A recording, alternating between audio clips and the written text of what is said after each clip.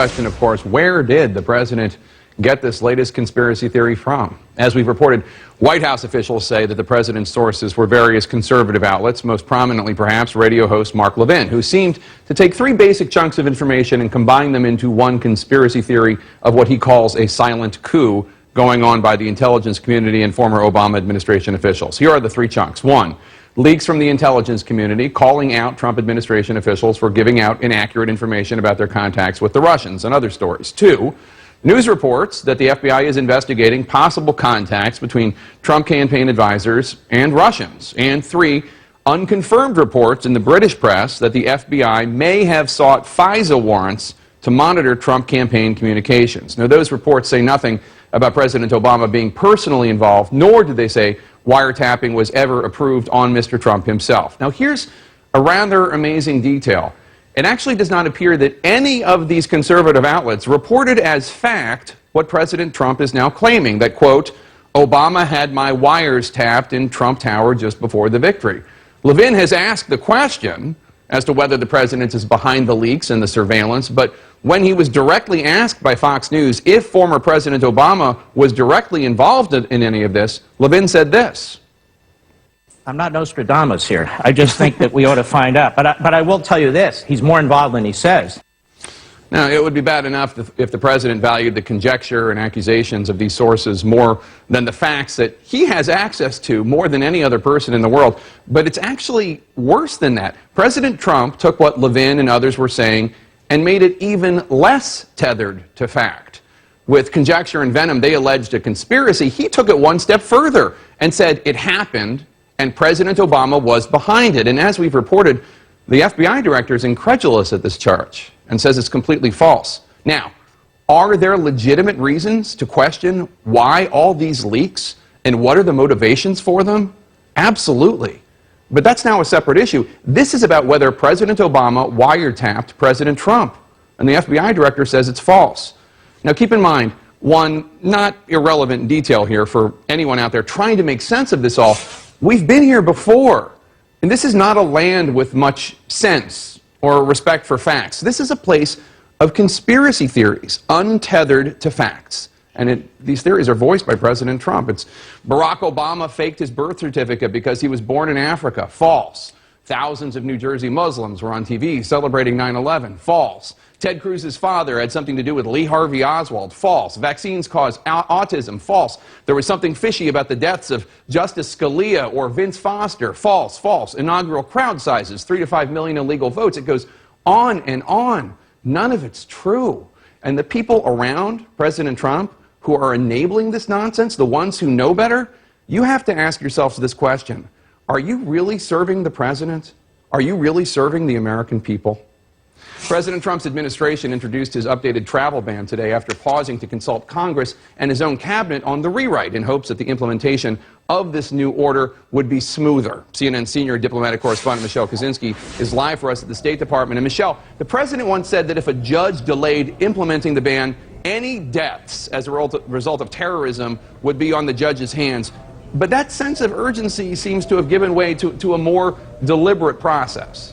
Yeah, I mean, administration officials, too, were asked that question many times. We did finally get a response from the White House press secretary who said that the element of surprise against those who would want to do this country harm was eliminated after the rollout and then putting on hold of the first travel ban anyway. So it's not really something that they needed to deal with this time around.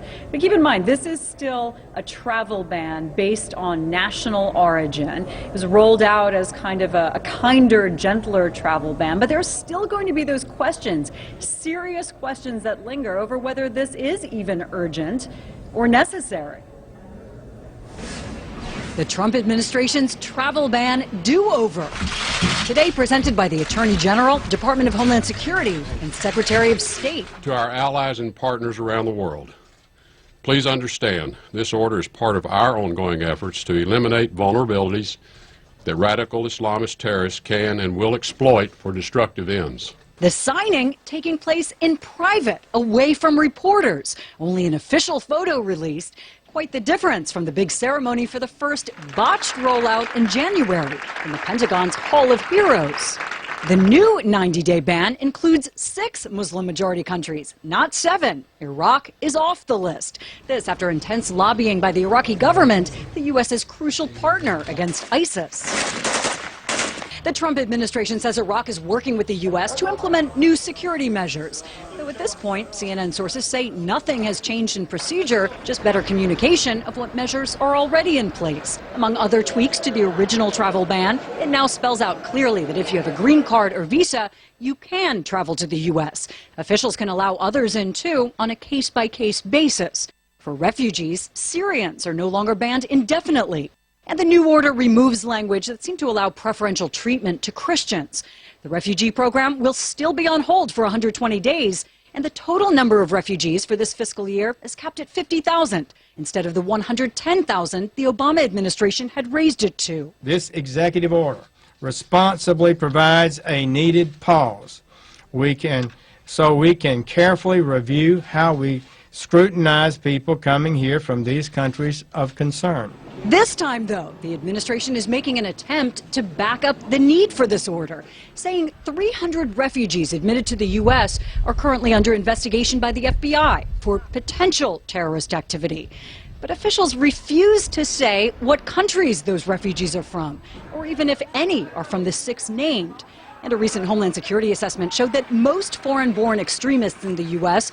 were radicalized here and years after they arrived. This new executive order suffers from the same problem as the previous one, which there's no real evidence that there's a security threat from people from these countries who have entered the U.S. It is remarkable to go back after the first rollout of that initial travel ban and look what President Trump had said and tweeted. I mean, he said that he wanted to wait before that rushed rollout, but his advisors were telling him they couldn't even wait a week because all of these, quote, bad dudes would rush into America. And to your point, Jake, now the administration seems less concerned, far less concerned about that. This ban now doesn't go into effect for 10 days, and this is weeks after the initial ban was halted in the courts. Jake? And also they had the interagency process, and they briefed members of Congress, etc. Michelle Kosinski, thank you so much. President Trump's latest explosive charge is roiling Capitol Hill. Democratic Congressman Adam Schiff of California joins me, and I'll talk more about it. He's the ranking member on the House Intelligence Committee. Congressman, thanks for joining me as always. I want to get to the travel ban in a second, but first, about this explosive and evidence-free charge that President Trump has put forward. You're on the Intelligence Committee. Do you know of any wiretaps or surveillance of President Trump or of anyone around President Trump during the campaign? I have no idea, Jake, what he's talking about. I can't go into the particulars of the investigation, but the whole idea that President Obama ordered him to be wiretapped illegally is just preposterous. There are only 2 possibilities here. One is that there was a FISA warrant against Trump and his associates, and Jim Clapper said that is just not true. It never happened. The other is that there was a criminal wiretap authorized by the Department of Justice, and if the reports are correct, Director Comey says that's not true. There are really only 2 people you need to ask to rebut this. One of them has already answered publicly, and the other is being reported to have answered privately. I think this is complete nonsense, and it just, again, further undermines the credibility of the President of the United States, and I think subjects us to ridicule around the world at a time when the idea of liberal democracy is already under attack. But just to be clear, you know of no, I'll make it just specific to President Trump, you know of no wiretaps on President Trump? No, I don't. Okay. Today you tweeted this, quote, "We must accept possibility that POTUS does not know fact from fiction, right from wrong, the wild claims are not strategic, but worse." What do you mean? You actually think that there is something wrong with his capacity? He can't tell what's true and what's not true? Well, I think we have to admit the possibility now that this is not just, as scholars would say, one of 2 possibilities in terms of an actual wiretap. I think neither of those possibilities is likely to be true. Then you have the idea that many have put forward that he's very cleverly, strategically trying to distract us. That's possible, but it's also possible that he can't tell the difference between a Breitbart story and reality. That's, I think, the most frightening prospect of all. But at this point, you have to ask, is it possible he really believes millions of people who came here undocumented voted in the election? Does he really believe that Obama wiretapped Trump Tower? If he does, then we have a much more serious problem than we have yet acknowledged. But I do think it's quite plain that from a constitutional perspective, in terms of what a president should and should not do, he doesn't know right from wrong.